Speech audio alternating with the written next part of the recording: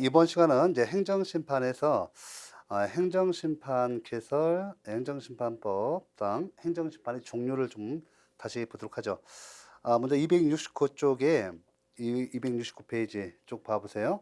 행정심판의 의의 봐보세요.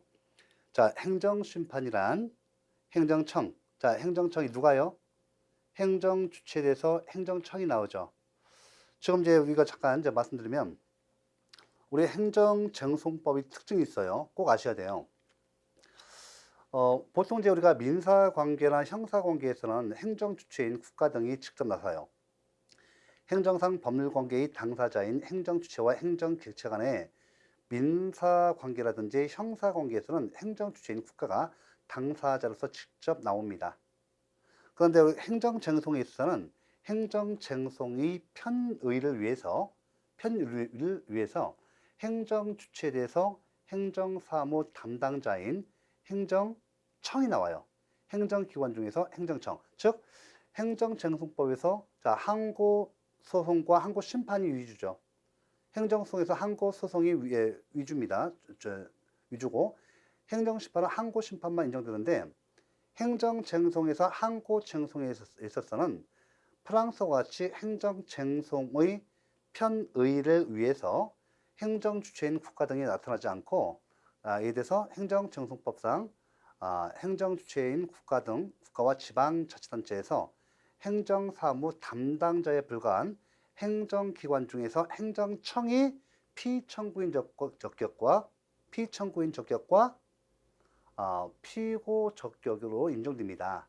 아시겠죠? 그러니까 행정심판의 당사자, 행정소송에서 항고소송에서의 당사자 이렇게 보면 행정소송이 당사자 할 때 원고는 우리 국민이고요. 우리 개인 사인이고 그 다음에 그 피고 적격은 행정주체인 국가나 지방자치단체가 아니고 행정주체된 행정사무 담당자에 불과한 행정기관 중에서 행정청이 피고 적격을 갖는다.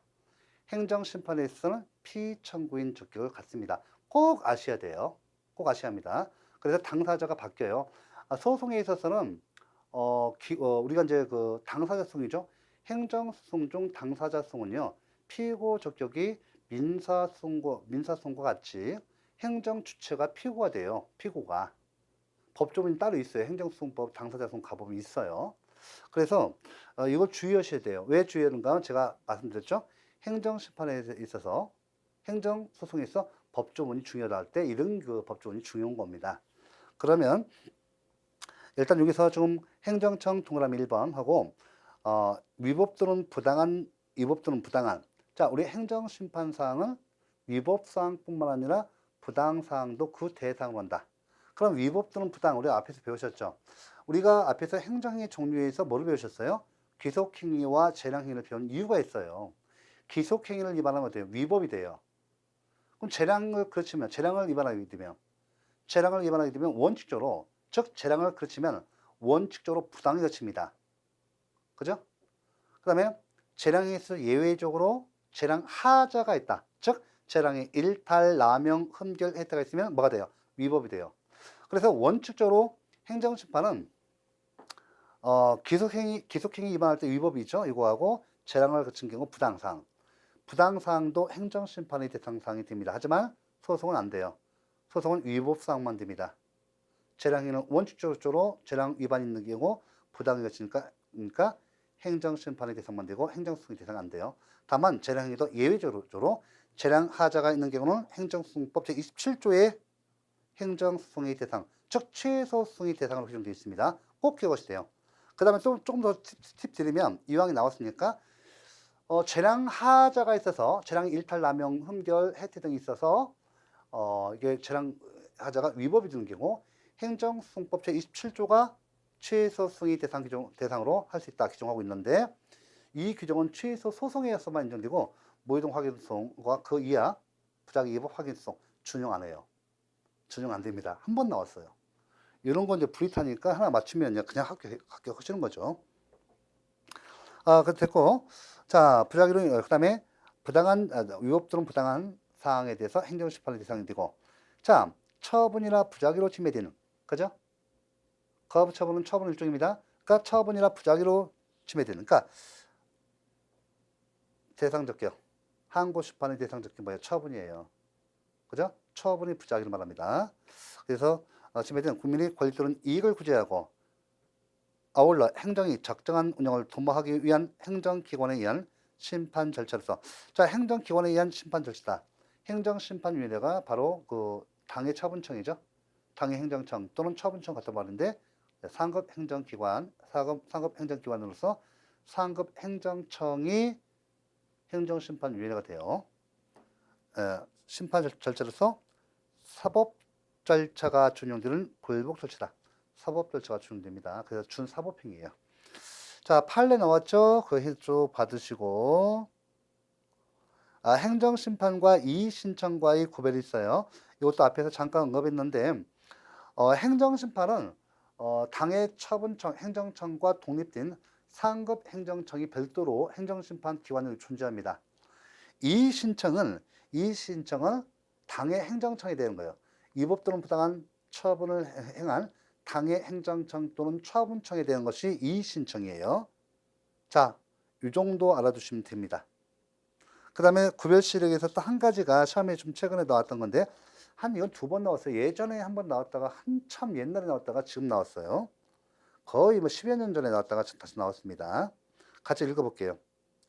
당의 이의 신청이 실질적으로 행정심판이라고 한다면 이의 신청을 거친 후에는 다시 행정심판법상의 행정심판을 제기할 수 없습니다.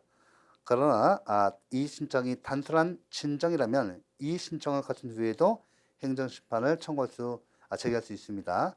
또한 당의 이 신청이 행정심판에 해당한다면 재결 자체에 고유한 위법이 없는 이상 원처분이 행정소송의 대상이 됩니다. 요거 뒤에서 합니다. 그 다음에 이 신청이 단순한 진정이라면 이 신청이 대상이 된 처분의 직권 취소 또는 변경은 새로운 처분으로서 취소소송의 대상이 됩니다. 그러나 이 신청을 기각하는 결정은 종전의 처분을 확인하는 행위로 독립된 처분이 아니기 때문에 취소소송의 대상이 될 수 없다. 그래서 앞에 있는 그 첫 번째 문단 있죠? 요것만 좀 알아두십시오. 뒤에는 읽어보시고요. 두 번째 문단은 읽어보시고, 개별법상의 이의신청 검토가 있는데 요거는 그냥 시간 내서 좀 읽어주십시오. 시간 내서 읽어주시고, 양가로 5번 정도가 그 시험에서 좀 나올 수가 있어요. 우리 국어에서는. 국민 고충 처리 절차에서 오른쪽에 271쪽 좀 봐주세요. 거기 진한 부분 판례 보세요. 국민 고충 처리 제도는 진한 부분 행정심판법에 의한 행정심판 내지 다른 특별법에 따른 이의 신청, 심사 청구, 재결의 신청 등의 불복 부지 절차와는 제도의 취지나 성격을 달리하고 있으므로 국민고충처리위원회에 대한 고충민원의 신청이 행정소송의 전치 절차로서 요구되는 행정심판 청구에 해당한 것으로 볼 수 있다 없다? 볼 수 없다. 이것도 시험에 한번 나왔습니다. 이거 꼭 정리해야 돼요. 그래서 오른쪽 그 날개 부분에 판례 국민 고충 처리 절차는 행정심판에 해당하지 않는다. 이거 돼 있죠? 됐고, 행정심판법 보시면 이제 요거부터 이제 본격적으로 보셔야죠. 목적은 보셨고, 목적에서 우리 행정심판은 이제 자기통제기제, 행정이 자기통제 기능이 주된 기능이에요. 거꾸로. 그 다음에 국민의 권익구제 기능은 부수적 기능이 됩니다. 이렇게 좀 이것도 혼동될 수가 있는데, 행정심판법의 주된 그 기능을 물어볼 때는 그렇게 대답하셔야 돼요. 수송과 반대입니다. 행정심판의 기능 받으시고, 행정심판법은 일반법이에요. 그러니까 각 개별법의 행정심판 규정이 행정심판에 관한 규정이 있으면 특별조항이죠. 특별법과 일반법의 관계니까 특별법 우선 원칙에서 개별법이 먼저 적용돼요. 이건 상식이고, 특별행정심판. 그래서 우리가 이제 보시면 행정심판법 제4조 특별행정심판. 이거 쉽게 말하면 특별한 경우가 아니어서는 원칙적으로 특별행정심판을 만들지 못하도록 해놓고 있어요. 왜냐하면 계속 절차를 늘림으로써 불필요하게 국민들이 거쳐야 하는 절차를 갖다가 이렇게 혼란스럽게 하거나 또 많은 시간과 비용을 들게 하는 것은 바람직하지 않죠. 그래서 일단 네, 일반법인 행정심판법에 의하고 이에 대해서 그 부재를 못 받을 때는 바로 소송을 통해서 직접 부재를 받게 할 목적으로 특별행정심판 설치에 대한 그 제한 규정을 두고 있습니다. 시간 내서 보시는데 그죠? 여기 한번 이거는 좀 의의가 있네요. 그 272페이지 좀 봐보세요.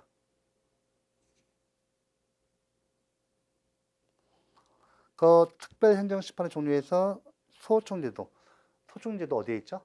국가공무원법과 지방공무원법에 있어요. 국가공무원법과 지방공무원법은 공무원들이 어떤 위법 부당한 어떤 처분을 통해서 징계처분 등을 통해서 권익이 침해된 경우 소총 전치주의를 지탁하고 있어요. 그러니까 반드시 공무원들은 행정심판으로서 소총, 그죠? 공문법에 있는 소총심사위원회에 대해서 소총을 청구하고 여기서 구제를 먼저 받고요. 구제를 못 받았을 때 행정소송을 제기하도록 하고 있습니다. 그래서 이제 행정심판 전치주의를 채택하고 있다는 뜻이에요. 그러니까 소총 전치주의를 채택하고 있다. 이거 좀 알아두시고. 조세심판 같은 경우도 마찬가지예요. 특허심판 따로 받고요. 조세심판 같은 경우도 필수적 전치주의를 채택하고 있습니다. 그래서 조세 우리 국세기금법에 의해서 조세심판으로서 예를 들면 심사청구, 그죠? 심사청구 등을 반드시 거쳐야 돼요. 구제 못 받았을 때 소송을 제기할 수 있습니다. 따로 소송법에 또 해요. 요거 해놓고 좀 현행 행정심판법의 특징에서 이제 뭐 이 법 개정이 오래됐는데 현행 행정심판법 특징 중앙행정심판위원회가 중앙행정심판위원회 있죠? 요거 내용을 좀 봐두시고 예전에는 국무총리 행정심판위원회라고 했는데 이것을 명칭 변경해서 중앙행정심판위원회로 명칭을 변경했습니다. 그 다음에 특별행정심판 신설 등을 위한 협의 의무화, 그죠? 이렇게 해놓고 행정심판위원회의 회의 정원 및 위촉위원회 비중 확대해서 요거 내용 바뀐 내용은 좀 봐두셔야 돼요. 뭐 당해 년도라든지 그 다음 해 년도는 다 아니까 안 내요. 한 2, 3년, 3, 4년 지나면 안 나오는 것보다 할 때 재빨리 냅니다. 주의하시고 이의 신청제도의 도입에서 행정심판법 제17조 피청구인의 적격 및 경정에서 봐보세요. 제6항 17조 제6항 신설했습니다. 당사자는 위원회의 결정에 대해서 결정서 정본을 받은 날부터 7일 이내에 위원회에 이의신청을 할 수 있다 해놓고 양가로 5번에 행정심판 참가인의 절차적 권리를 강화하고 있습니다. 심판 참가와 참가인 시의 이 내용을 한번 읽어주시기 바랍니다. 그 다음에 집행정지 요건을 완화했다 해서 요 내용도 좀 봐보시고 그 다음에 양가로 7번 이 집행정지 있잖아요. 그러니까 임시처분제도 양가로 7번 있는데 이게 뭐냐면 행정심판법상 가구제제도 쉽게 말하면 영업정지 당했어요. 아니면 영업정지 당했습니다. 3개월 당했어요. 근데 이 영업정지 처분이 위법성 부당해요. 그럼 내가 이 영업정지 처분에 대해서 취소 심판을 제기해서 취소 제기를 받을 때까지 이는 내가 영업 못하죠. 막대한 피해가 와요. 뭐 당구 다 떨어지고 또 실질적으로 영업상 피해가 크죠. 그래서 3개월의 영업정지 처분이 위법한 영업정지 처분을 당했다고 한다면 취소 심판을 제기하면서 취소 심판이 끝날 때까지 이 위법한 영업정지 3개월의 영업정지 처분을 정지해 줄 것을 신청한 제도예요. 가구제 제도입니다. 근데 이것은 이제 집행정지 제도는 뭐냐면 적극적인 처분. 지금 제가 말씀드렸듯이 행정청이 위법 또는 부당한 영업정지 처분을 했을 때 이런 적극적인 처분에 대해서 이 영업정지 처분의 효력을 정지시켜달라. 언제까지? 행정심판이 끝날 때까지 정지시켜달라. 그런 내용의 가구제 제도입니다. 근데요, 이건 어때요? 제가 영업허가 신청을 했다. 거부처분했어요. 또 부작위를 해요. 제가 막대한 비용을 들여서 요즘에 조그만 인테리어 해도 몇 천만 원 나옵니다. 보증금 1억에다가 뭐 다 인테리어도 하고, 예? 다 예를 들어 식당이다 하면, 거기에 뭐 필요한 시설까지 해서 뭐 1억, 보증금 1억 정도 하고, 시설비에 몇 천만 원 나오죠. 몇 천만 원 나옵니다. 사람 다 고용하고 은행에서 돈 다 대출받아서 영업허가 신청을 했어요. 적법한 영업허가 신청을 했는데 아무런 이유 없이 부작위를 한다든지 영업허가를 가업처분 하면 이거 준비하는데 거의 6개월이 걸립니다. 뭐 집도 알아보고 우리가 좀 장소 좋은 데 선택하고 또 권리금 있을 때는 권리금까지 다 마련해 주고 보증금 넣고 네, 근데 그래서 다 준비를 해가지고 영업허가를 신청했더니 기속행위잖아요. 그럼 적법한 영업허가 신청을 했다고 한다면 영업허가 처분을 내줘야 한단 말이에요. 안 내줘요. 아무런 이유 없이 부작위해요. 또 거부처분을 해요. 그러면 내가 6개월, 1년 준비, 6개월 정도 준비해서 다 알아보고 계약서 다 임대 계약 하잖아요. 하고 근데 그 이자 비용이 크게 많이 나와요. 그 시세 놀리고 있지 않습니까? 빨리 돌려가지고 영업 잘해가지고 대출금 이자 다 갚고 원금 갚고 이익 내서 먹고 살해한데 먹고 살해하지 않습니까? 서민들이 우리 예, 서민들이니까. 그런데 이거 갖다가 이유 없이 이렇게 해도 못해 돼요. 가업처분이나 부작위. 위법한 가업처분이나 부작위, 즉 소극적인 행정행위인 가업처분이나 부작위에 대해서 하는 가구제 제도가 임시처분제도입니다. 그러니까 임시처분제도는 적극적인 처분, 집행정지가 가능할 때는 인정되지 않아요. 이거. 이와 같이 소극적인 행정행위 인 가업처분이나 부작위에 대해서 할 수 있는 것이 실효성 있는 제도입니다. 꼭 기억하셔야 돼요. 행정심판법이 임시처분제도를 도입하면서 보충성 원칙을 들고 보충적 수단임을 규정하고 있습니다. 취소 명령 제기의 삭제. 자, 이거 좀 잘 나와요. 처음 지문이 올해 나왔어요. 올해 기출지문에서. 일단 취소 재결 우리가 취소 심판. 취소 심판에서 청구 인용 제기로서 취소 제기를 있고요. 그다음에 현재는 현행법에 한다면 취소 제기과 처분 제기를 취소 제기를 있고 그다음에 취소 명령 제기를 갖다가 삭제 있습니다. 그러니까 우리 취소 심판에서는 취소 제결, 변경 제결, 변경 명령 제결. 원래는 총 4가지가 있었어요. 취소 제결, 취소 명령 제결, 변경 제결, 변경 명령 제결이 있었는데 여기서 취소 명령 제결을 삭제했어요. 그래서 현재는 취소 제결, 변경 제결, 변경 명령 제결만 있습니다. 됐죠? 이렇게 계속 반복해서 내거 만들어야 돼요. 하고죠. 나중에 봐서는 이제 한 6개월 이상 공부하시면 행정법의 장점이 뭐냐면 이런 거 더 이상 강의 안 해요. 이런 건. 이건 좀 초급반이고 행정법 시작한 지 얼마 안 되는 사람 대상으로 한 거고 이제 좀 6개월, 1년 되신 분들은 이거 필요 없어요. 그냥 다이렉트로 시험 나올 것만 딱 논점 국어, 영어, 국사 저게 똑같이 한단 말이에요. 내용 정리만 하니까 6개월 이상 시점부터는 이제 그게 필요하거든요. 얼마나 휴자 과목이에요. 점수 안 빠집니다. 절대 10년, 20년 가도 안 빠져요. 점수가. 법과목의 특징이에요. 자, 취소 명령 제결 삭제다. 이게 바뀌고 나서 한참 만에 나온 거예요. 올해 바뀌었다. 내년도 시험에 안 나와요. 왜? 다 알거든요. 다 맞추는데 뭐든 내겠습니까? 그 다음에 양가로 9번 전자정보 처리 주축을 통한 행정심판의 근거 도입. 전자정보 처리 주축을 통한 행정심판의 근거 도입. 이거 알아두셔야 하고. 그 다음에 여러분들 양가로 10번 봐보세요. 자동차 운전면허 처분 관련 사건에 대한 특칙이 규정했어요. 특칙. 이거 좀 알아두시고 법조문 내용이니까 지금 정도 나올 때가 됐어요. 여기 지금 양가로 8번 나왔으니까 9번, 10번도 곧 나옵니다. 네, 나옵니다.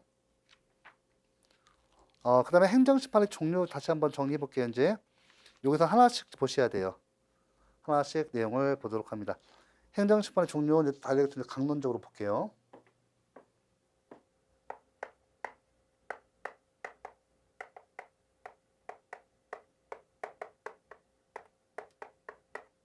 여러분들 나중에 지금 이렇게 하지만은 법조문 시험이 나오니까 우리가 행정법 총론에서 7대법 7개 법은 반드시 해야 돼요. 맨 처음에 행정과정 위에서 뭐예요?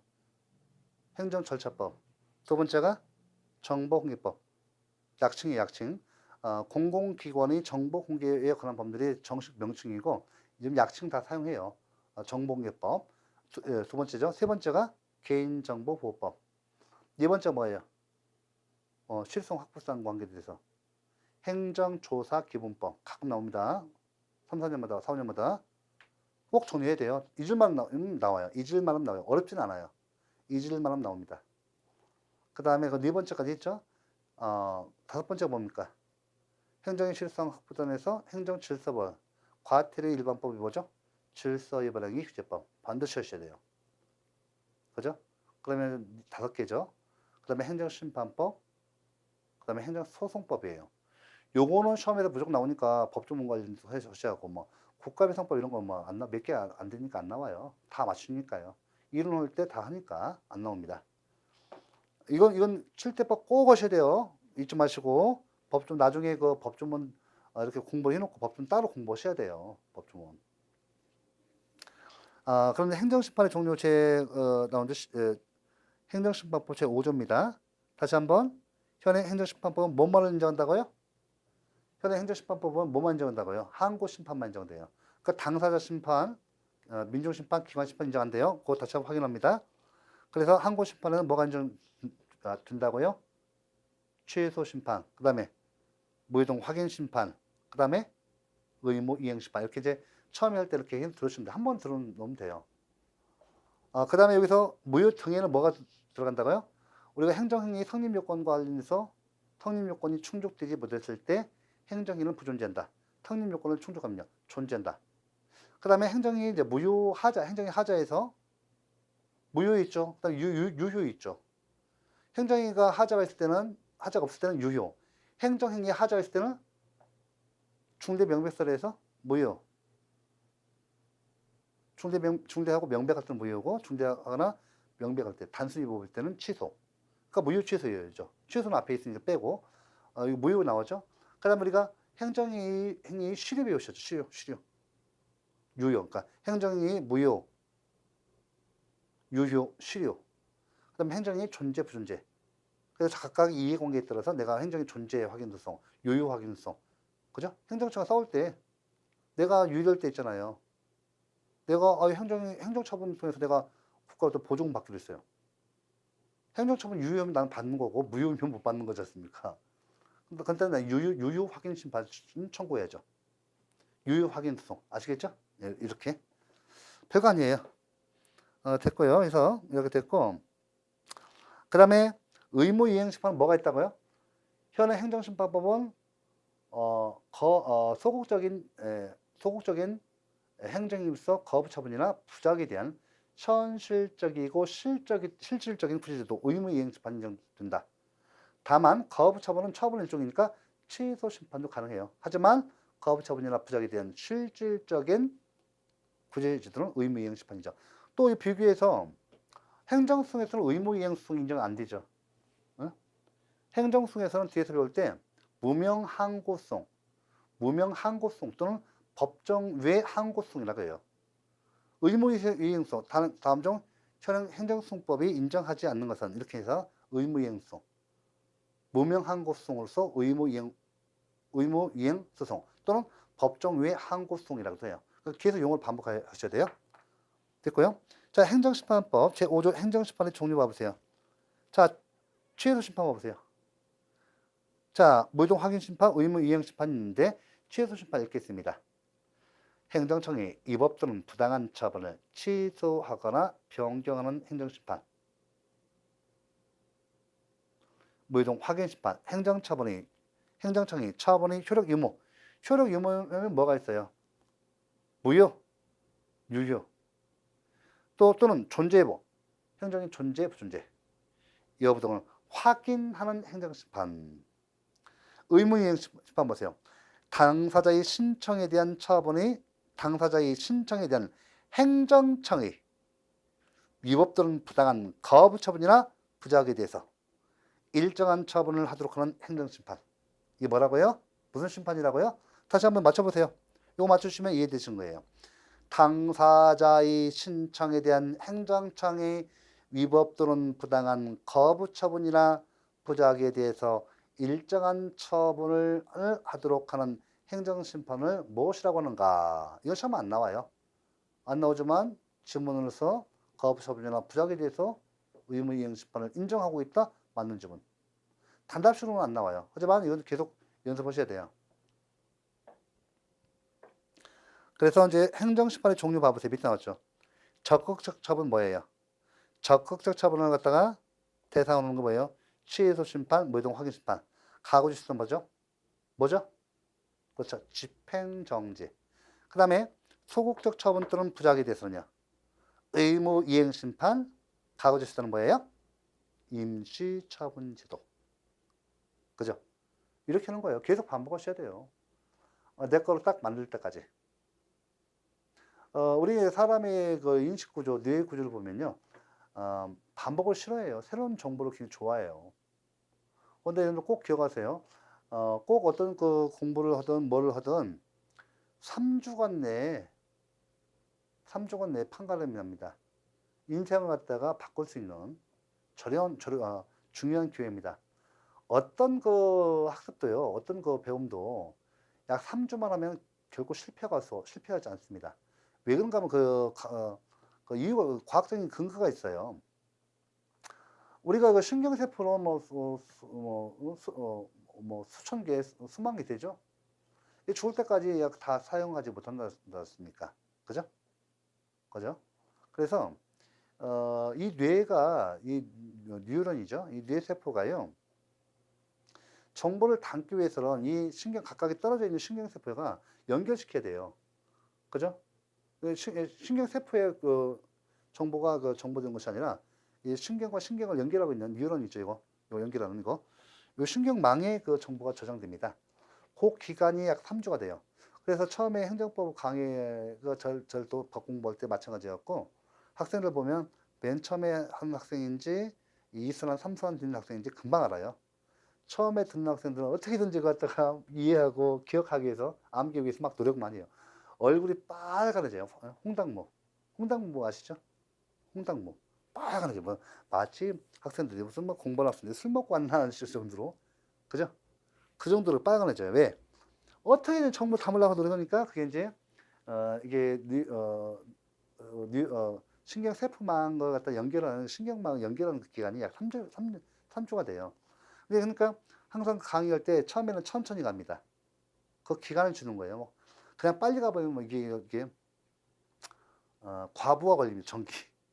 과부하 걸려가지고 난리 나요. 막 어렵다고 울고 막 그런 학생도 있어요. 진짜로. 그래서 이제 설득을 하죠. 천천히 가다 2주, 3주 천천히 높여요. 속도를. 그 다음에 이제 처음에 용어가 이제 가면서 계속 반복되거든요. 나중에는 쉬워져요. 나중에 이제 한 바퀴만 딱 돌으면 이 정보가 이제 2개월 코스니까, 처음에 그래서 처음부터까지 한 번 들은 얘기죠. 한 번 들어놓으면 이제 이 용어가 이제 저장되거든요. 그 다음부터는 강의가 굉장히 빨라져요. 진짜 거짓말 않고 법과목은 하루 만에 3시간 만에 1시간 만에 다 끝납니다. 그 정도로 단축됩니다. 참고하시고 머리 식히십시오. 자, 됐고 취소 심판 봐보세요. 봐보세요. 행정청이 위법 또는 부당한 처분을 취소하거나 변경하는 행정심판이다. 처분의 대상, 다시 한번 적극적인 처분을 대상으로 한다. 무효인 행정위와 취소하는 행정위. 청구기간 보세요. 행정심판은 처분이 있음을 알게 된 날부터 90일 이내에 청구한다. 청구기간에 한 가지 빠졌어요. 제가 앞에서도 계속 반복했습니다. 제척기간 얘기할 때. 우리 행정심판에서 취소심판, 행정처분에서 취소심판은요, 처분이 있음을 안 날로부터 90일 이내, 처분이 있었던 날로부터 180일 이내에 청구해야 합니다. 제척기간이죠. 180일 빠졌어요. 중요한 것은 90일과 180일 중에서 어느 하나가 먼저 경과하면요, 불가증력이 발생합니다. 불가증력이 발생한다. 우리가 행정행위 효력에서 불가증력 배우셨죠? 이거와 연관되어 있습니다. 제척기간이 경과되면 취소심판 청구기간은 제척기간인데, 그 기간이 경과되면 뭐가 발생한다? 불가증력이 발생한다. 연결되는 거예요. 그러니까 처음에는 연결 안 되는데 이게 다 연결돼요. 나중에는. 그 다음에 재결의 종류 보세요. 자, 처분, 취소, 재결. 처분 변경 재결, 처분 변경 명령 재결, 처분 취소 명령 재결 있어 없어요? 삭제됐죠? 최근에 삭제됐습니다. 취소 명령 재결 삭제됐습니다. 꼭 기억하셔야 돼요. 올해 시험 나왔습니다. 이거 왜 안 나오나 안 나오나 나왔습니다. 가구제 방법, 집행 정지, 사정 재결 중요하다. 별표 3개. 사정 재결은 취소 심판에서 인정돼요. 중요합니다. 그러면 이 취소 사정 재결은요. 무효 확인 심판에서 인정 안 돼요. 왜? 무효는 그 하자가 너무나 중대하고 명백해서 이 공익을 위해서도 안 돼요. 사정 재결 인정 안 됩니다. 무효 확인 소송도 마찬가지로 사정 판결 인정 안 돼요. 취소 소송에서만 사정 판결 인정됩니다. 좀 달라요. 이 비교면 잘 나거든요. 제가 설명드릴게요. 다만 사정 재결은 의무 이행 심판에서 인정돼요. 그러면 우리가 사정 재결 별표 3개예요. 취소 심판 인정되고 무효 확인 심판 인정돼야 한대요. 안 됩니다. 그럼 뒤에서 보시면 의무 이행 심판 네 번째 돼야 한대요. 되죠. 됩니다. 매우 중요해요. 참 잘 나와요. 근데 행정소송에서는 행정소송이 항고소송에서는요. 사정 판결이 어디에서만 인정돼요? 취소 소송에서만 인정되고 무효 확인 소송에서는 당연히 인정 안 됩니다. 안 되고 그러면 여쭤볼게요. 부작위 위법 확인 소송에서는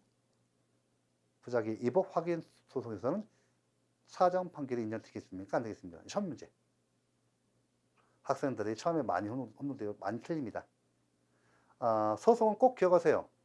사정 판결은 취소 소송에서만 인정됩니다. 꼭 기억하시고 그 다음에 처음 나올 수도 있어요. 좀 여기 비교 문제인데 우리 최근 이렇게 되는데 제가 뭐 앞에서 계속 했으니까 지금 여기 강론적으로 봅니다. 여러분들 그 취소 심판 청구 기간 배우셨죠? 취소 심판 청구 기간 90일과 180일. 자, 취소 심판은 인정되고 그럼 무효동 확인 심판은 인정됩니까? 안 됩니다. 무효는 처음부터 당연 무효고 언제나 무효를 주장할 수 있습니다.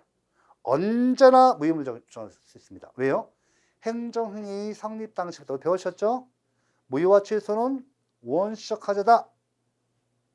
그 중에서 무효는 그 하자가 너무나 중대하고 명백해서 행정이 성립 당시부터 무효입니다. 당연 무효다. 그래서 당연자 붙여서 당연 무효이다. 그러면 언제나 주장할 수 있다. 그죠? 그래서 무효동 확인 심판 청구 기한 제한이 없어요. 비교 문제예요. 그죠? 그러면 여러분들이 틀리는 것이 의무 이행 심판에서 틀려요. 의무 이행 심판은 자, 여러분 힌트 드릴게요. 의무 이행 심판은 거부 처분이죠. 거부 처분과 부작위 된 겁니다. 그러면 의무 이행 심판은 거부 처분이나 부작위가 있는데 제가 힌트 드리면 거부 처분은 처분의 일종입니다. 행정청의 의사 표시가 있죠. 거부 처분은 처분의 일종인데 일반적인 처분, 그냥 처분은 적극적인 처분이고 거부 처분은 소극적인 처분이에요. 힌트 드리면 거부 처분도 처분의 일종이다. 이렇게 알아두셔야 돼요. 왜? 지금 제가 왜 시간 내서 이렇게 할까요? 왜 할까요? 이게 시험에서 당락을 결정합니다. 암기사항이에요. 암기사항도 계속 반복해서 맨 처음에 여러분들 이거 바꿔먹을 다른 과목도 마찬가지겠지만은 제일 먼저 중요한 것이 어떤 용어를 익힌다 할 때 계속 입으로 말해야 돼요. 말을 해야 돼요. 입에서 발음으로 익혀지면 이게 기억되는 거예요. 안 까먹어요. 그죠? 예. 듣고 말 반드시 하고 써봐야 돼, 한번. 이게 이 척이 처음에만 필요하고 나중에는 필요치 않아요. 이런 거 다 아니까요. 꼭 기억하셔야 돼요. 그러면 거부 처분은 처분이 있음을 안 날로부터 90일과 그죠? 처분이 있었던 날로부터 180일이 적용된다는 거예요. 왜? 거부 처분은 처분 일종이고 거부 처분은 의사 표시가 있죠. 그렇지만 부작위는 처분이 있는 거예요, 없어요? 처분이 없는 것이 부작위입니다. 부작위에 대해서는 개념상, 그죠? 개념 필수적으로, 그죠? 개념상 부작위에 대해서는 처분이 아니기 때문에 처분이 없는 거니까 여기에 심판 청구 기한 적용 없는 거예요. 뒤에서 배우시는 부작위 예법 확인 수도 마찬가지예요. 처분이 있음을 안 날로부터 90일 이내, 처분이 있었던 날로부터 1년 이내에 취소 심판을 제기한다. 라고 되어 있죠? 취소 소송을 제기한다. 그러면 무효동 확인 수는 적용 없어요. 그 처분이 너무나 중대하고 명백해서 처음부터 당연 무효에서 언제나 무효임을 정할 수 있습니다. 그래서 그래요. 그 다음에 부작위 위법 확인 소송 그 개념상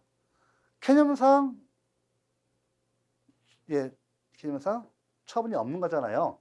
처분이 없는 것이니까 적극적인 처분을 전제로 해서 행하는, 그죠?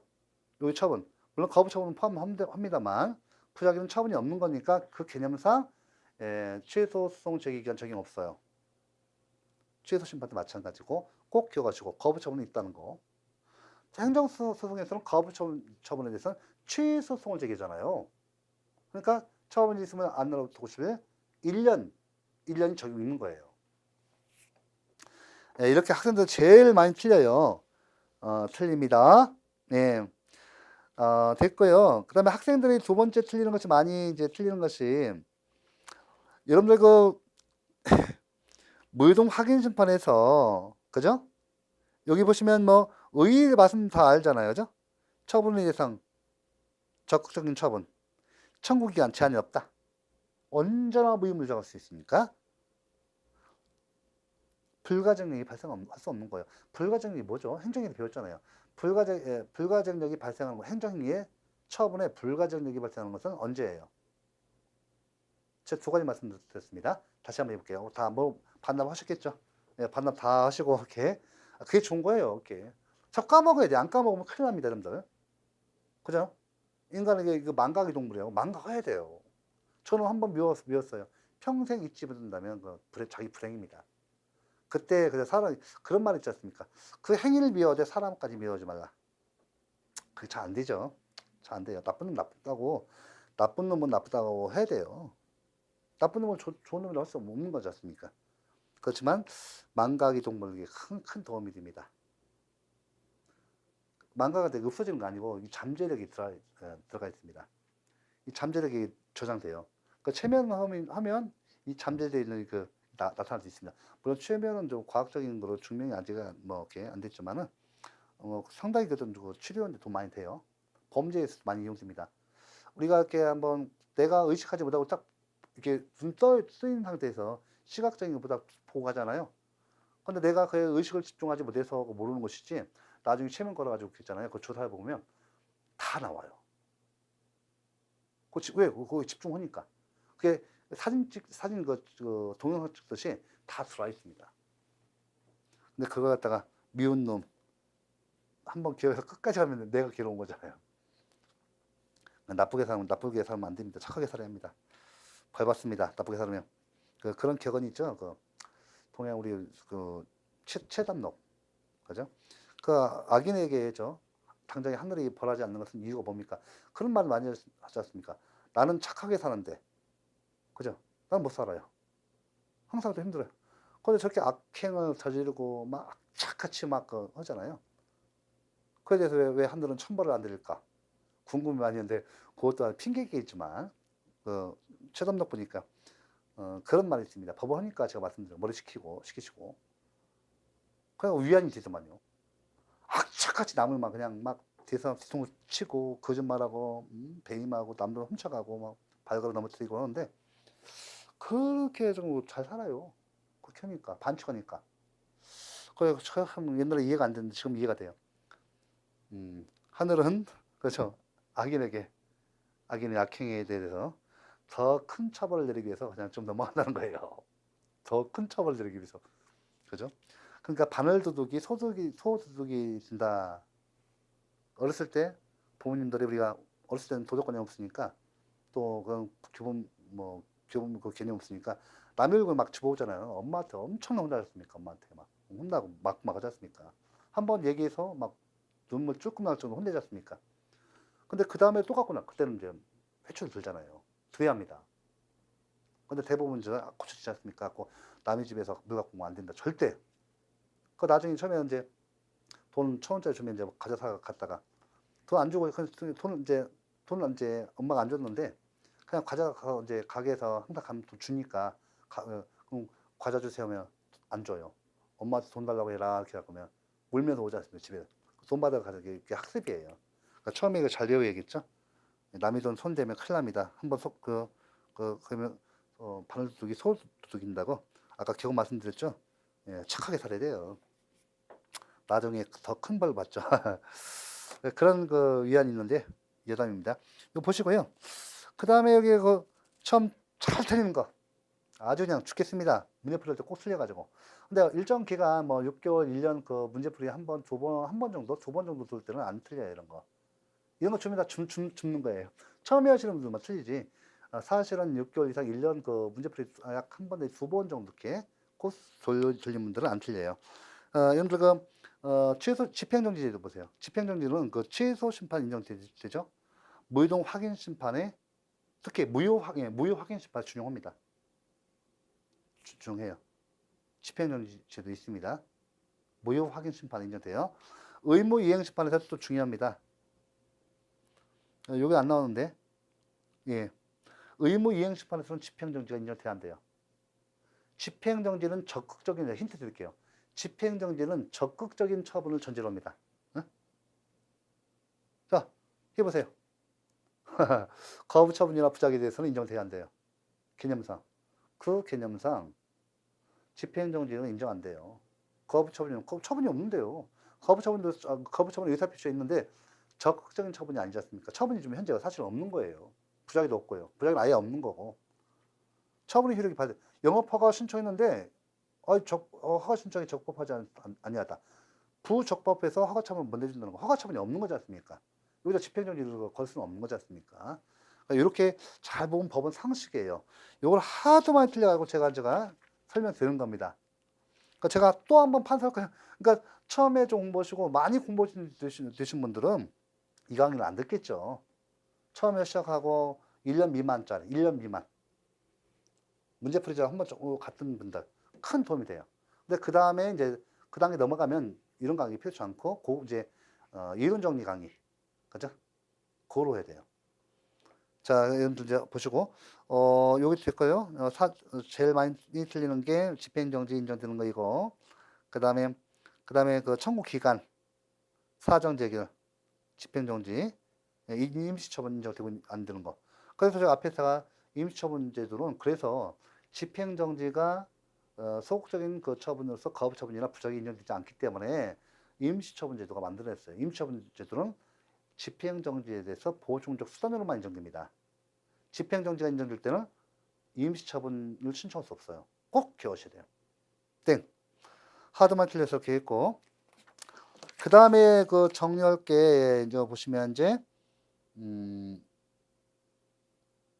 그렇죠. 요거 이제 행정심판에서 자 여기 보시면 중에 종류까지 보셨고, 그럼 제가 한번 여기서 한번 개괄적으로 이걸 갖다가 더 내용을 갖다가 정리해 보죠. 그럼 행정심판 구조를 좀 봐보겠습니다. 할 게 많아요.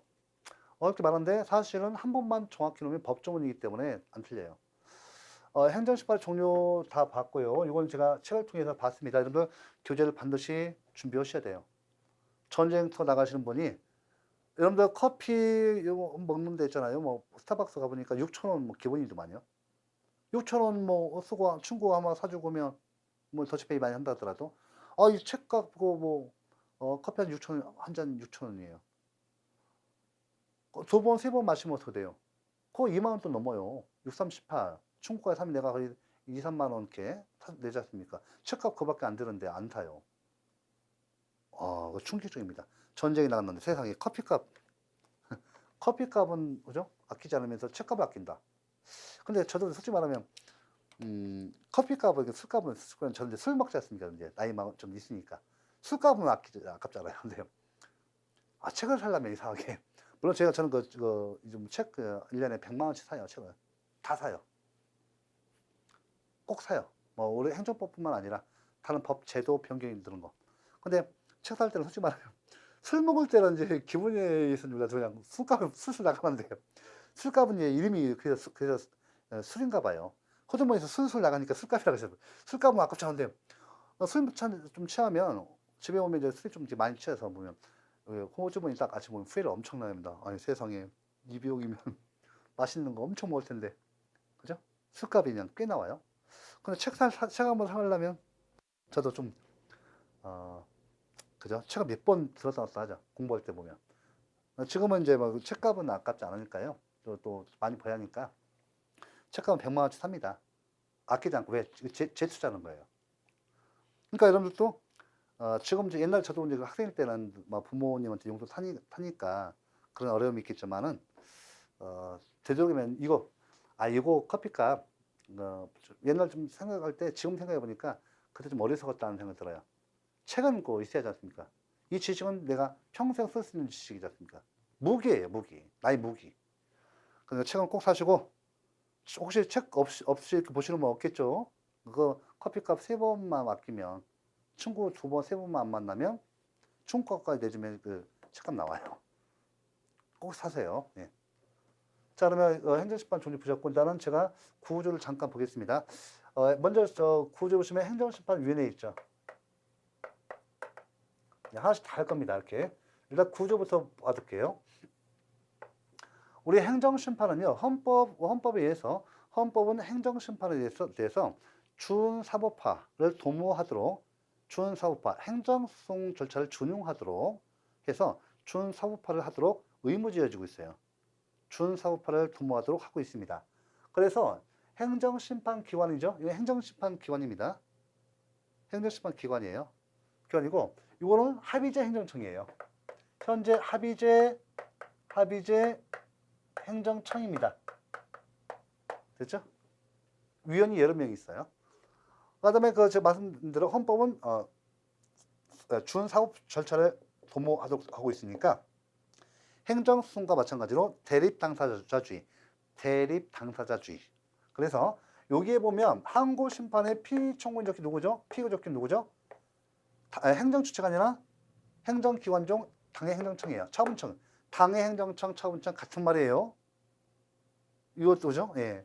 그 다음에 상대방 사인 갑을 쓰죠. 그럼 우리가 이제 제가 정리하겠습니다. 결정으로. 자, 행정청이 상대방 갑을 사인한테 자, 이렇게 뭘 한다고요? 자, 이 법 또는 부당한 뭐를 해요? 부당한 뭘 한다고요? 처분이나 부작위를 해요. 그죠? 처분이나 부작위를 합니다. 그죠? 이 처분에 뭐가 들어가요? 거부 처분 들어간다, 안 들어간다? 들어간다는 거죠. 이렇게. 자, 그래서 이 상대방 갑에게 뭐가 침해된다? 권익이 침해된다. 이게 뭐예요? 이게 결국 공권 행사죠? 이것은 공권 행사고, 이건 거부 처분이나 부작위. 소극적 행정적인 일이고. 자, 권익 침해. 이게 권익 침해가 뭐예요? 권익이 뭐예요? 이것이 법률상 이익이에요. 법률상 이익이 되죠. 자, 행정심판을 청구할 수 있는 자는 그 자격이 뭐예요? 법률상 이익이 있는 자. 이게 뭐예요? 행정심판에서 청구하는 사람을 청구인이라고 해요. 그러니까 청구인 적격이 필요한 거예요. 이거예요. 그죠? 그 다음에 청구를 당한 사람 누구예요? 피청구인. 피청구인은 피청구인 적격. 우리 행정심판법이 피청구인이 적법한 자격을 뭐라고 했어요? 당해행정청이라고 하죠? 처분청이라고 해요. 요거예요. 그러면 우리가 이 청구인과 피청구인은 뭐라고 해요? 행정심판의 당사자라고 합니다. 당사자 누구예요? 청구인과 피청구인. 당사자 쓰겠습니다. 이거 배우셨죠? 당사자가 행정주체가 아니에요. 그 다음에 여러분들 제3자요 행정위를 배우셨어요. 제3자요 행정에서 그죠? 이 제3자를 갖다가 뭐라 한다고요? 타자. 예를 들면 LPG 충전소 설치하고 해서 인근 주민 등이에요. 이 제3자를 뭐라 한다고요? 뭐라고 한다고요? 제3자, 타자라는데 이걸 일반적으로 법률상 이해관계인. 그죠? 이해관계인이라고요. 아니 우리가 그거 배웠지 않습니까? 권익이 뭐예요? 법률상 이익은 뭐냐? 우리 배웠잖아요. 법률상 이익. 공권 플러스 보호 이익이다 이렇게 했잖아요. 법에 의해서 보호되는 이익. 이자는 뭐예요? 이자는 공권을 가진 자고, 이자는 누구예요? 이건 뭐 이론 따로 우리 이제 곰탕 먹을 때도 우리가 밥을 갖다 해서 같이 먹지 않습니까? 그러니까 이게 국 따로 밥 따로 먹으면 드시면 안 돼요. 같이 먹는 건데, 봐보세요. 법률상 이게 공권이죠. 이 사람은 공권을 갖는 거예요. 이 사람은 법에 의해서 보호되는 이익 같잖아요. 법에 의해서 보호되는 이익. 우리 제3자, 이 행정에서 제3자에게 뭘 인정한다? 행정심판의 청구인적격. 얘도 갖지만 얘도 가져요. 행정심판 청구인적격, 행정성 원고 적격한단 말이에요. 중요하죠.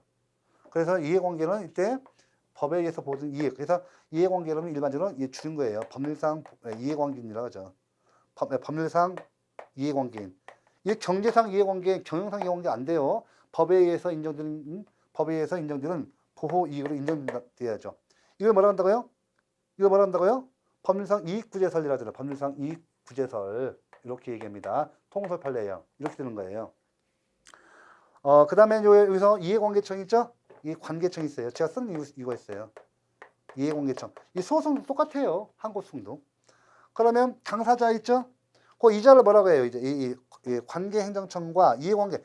이 당연히 그 법률상 이해관계행정청이에요. 그러니까 요 이해관계청. 관계청은 이해관계청이에요. 그러니까 이해관계인. 자, 여기서 뭐라 한다고요? 여기다 또 있죠. 요 행정청에 대리인이 있을 수가 있어요. 대리인이 있을 수가 있고, 여기도 대리인이 있을 수가 있죠. 있어.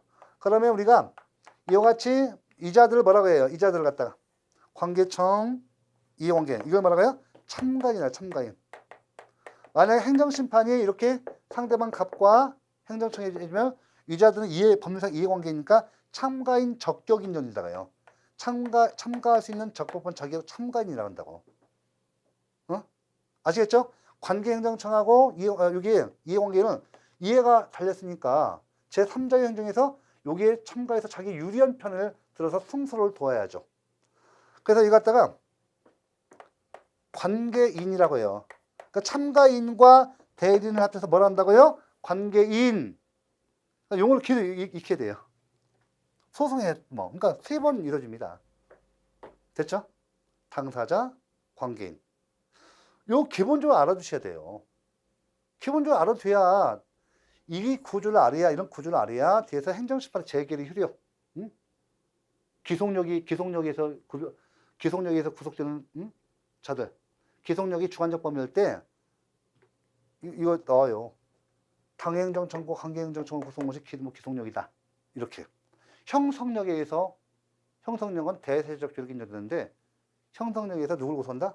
제3자를 구성하는 이런 거 배우니까 지금 요것만 아시면 돼요. 이번 시간 요것만 아시면 돼요. 행정심판위원회는 이제 여기 있는데 이 종류만 알아두고 또 하나씩 다음 시간은 당사자부터 시작해 다 할 거예요. 또 해요. 그러니까 미리 또 하는 거예요. 한 번 더 우리 앞에 있는 거 다 정리한 겁니다.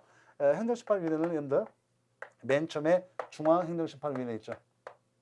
중앙행정심판위원회가 있어요.